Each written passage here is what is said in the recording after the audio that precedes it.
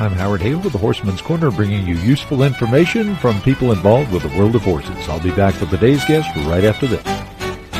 You can now search for all equine podcasts. Go to horsemanscorner.com. It'll be right there at the top of the page. That's horsemanscorner.com, and do an equine podcast search to find great podcasters like Van Hargis with his new book, The Horse is My Teacher, available now.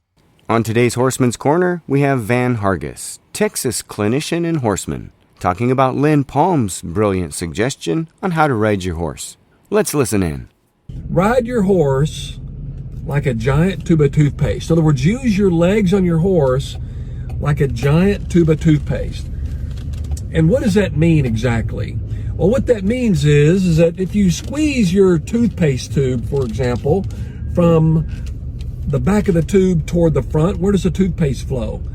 It flows toward the front. If you squeeze your toothpaste from the front of the tube toward the rear of the tube, where does the toothpaste flow? Toward the rear.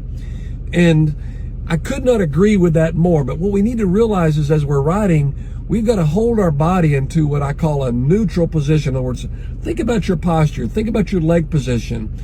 Now, are your legs either in the neutral position or are they slightly behind the drive line if you want your horse to go forward? And if you want your horse to go forward, simply loosen the cap of the toothpaste. In other words, your headgear, your bit, your bridle, loosen that just a fraction, and then use your legs from behind the drive line toward the front to squeeze your horse toward that bridle. As a result, your horse will flow forward.